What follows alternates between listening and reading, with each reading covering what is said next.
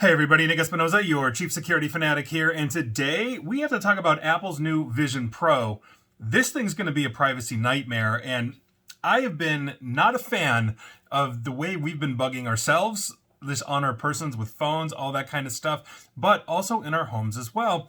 And now we're going to be turning this thing up to 11. Now, Jeffrey Fowler of the Washington Post had a really good article on this, and I'm cribbing from him, but I've read others on this as well, and I've talked about these things before, not just with this, but with things like Amazon Echo Show and everything else. But Apple's about to turn this up to 11. And I love how Mr. Fowler actually opens his article, and I quote, "Imagine you're in a waiting room and someone sits next to you with 4 iPhones strapped to their forehead. You might swiftly relocate. Yet that is exactly what's happening when someone straps on Apple's new Vision Pro headset."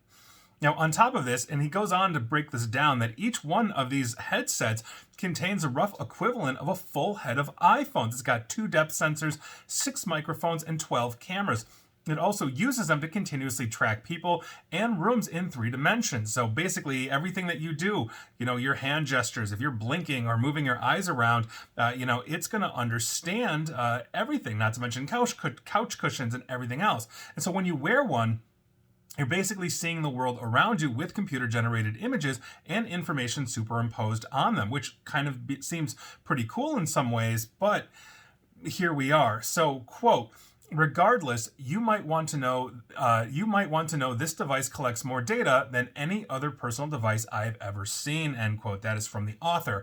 Now, at its launch, Apple has said that it's going to take steps to restrict some of the data collected by Vision Pro, including what people's eyes are looking at. It's obviously a good thing, but there's also new kinds of risks that Apple doesn't appear to have addressed, or basically they may not be able to, just given how this technology has to work. And so, again, his questions are dead on here. I would have asked the same thing, although I would have asked a few more. So the question he asks basically is, who gets access to the maps that these devices are building of our homes, our environments, wherever, and the data about how we move our bodies? Meaning it's going to understand how we, move our heads if we're talking, or, maybe with gesturing our arms, or maybe our gait, just understanding if it's got sensors in it of how we simply walk or squat or do whatever.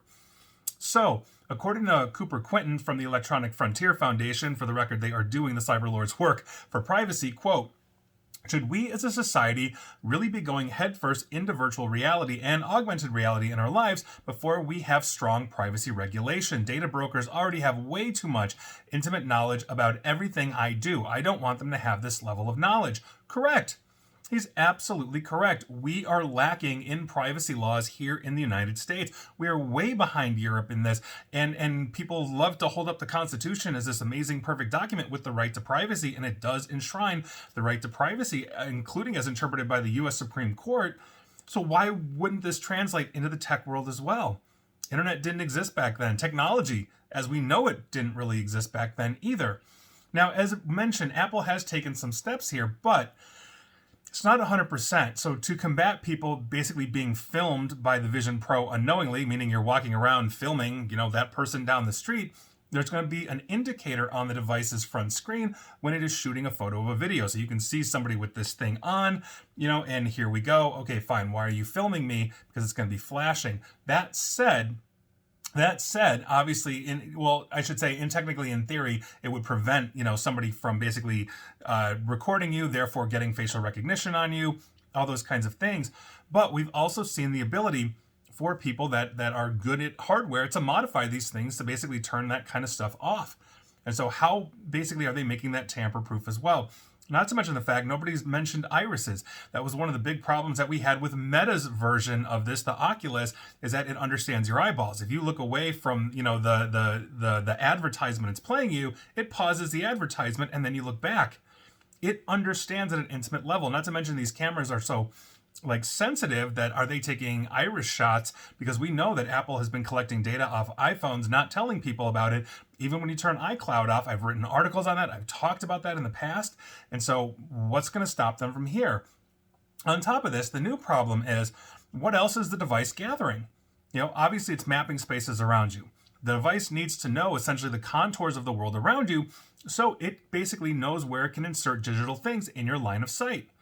That's really important as well. So Vision Pro apps have the ability to access that type of data if the user grants permission, like how an iPhone app asks for your location. These worldview maps may look like a wireframe mesh to us, but it reveals a lot to the computer and the algorithms. And this is something that I have talked about incessantly as I've been paraphrasing Fowler here from the Washington Post. This is a huge thing. Now, on a basic level, Vision Pro might know that it's in a room with walls, 4x4, 8x8, whatever it is. But once it starts understanding the technology around you or the things you've bought, it starts to build a picture on who you are. And so the example he gives is exactly right. You've got a 75-inch television. Now maybe it understands, hey, you've got more money to spend. And if you're spending $3,500 on a pair of basically big-ass goggles for your head, yeah, you probably do have the money. But compared to, let's say, somebody with a 40-inch television and you've got a 75, maybe you've got more money to spend. And since the device can understand objects, it can also detect if you've got a crib or a wheelchair, drug stuff around, you're doing meth, it's going to understand that. Not that you'd probably be buying a $3,500 helmet on meth, but you get what I'm saying.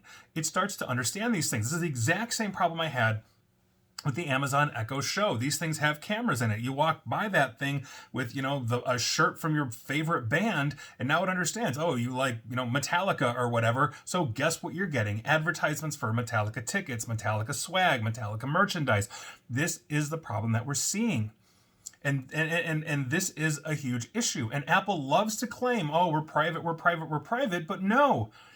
I have done many videos, podcasts, radio segments on Apple, and essentially they're lies on that. And quite frankly, that's what I really do think it is, just given the history. That's my opinion. So advertisers and data brokers are building profiles, on us. Governments can also get this information as well. And so what's stopping them to say, oh, we've got a suspect, et cetera, and all of this mapping is in the cloud, Apple's iCloud, and all of that. We need to understand, let's say, this person's room or whatever before we kick in the door and raid, whatever it is. Do we need to really be giving away this information to a third party, Apple or otherwise?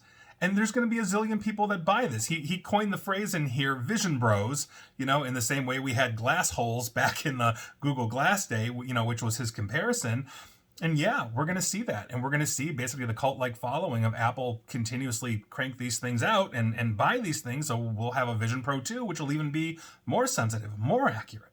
But we need to have good privacy legislation laws. We need to understand fully what this does and how we can essentially block it. It's one thing to sit there and play a game like Beat Saber or something, in a virtual world.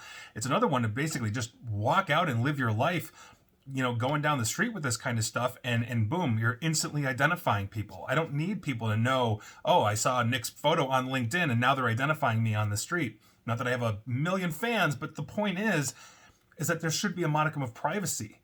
And we are the most data mined, basically, generations in the entire history of humanity. It's got to stop.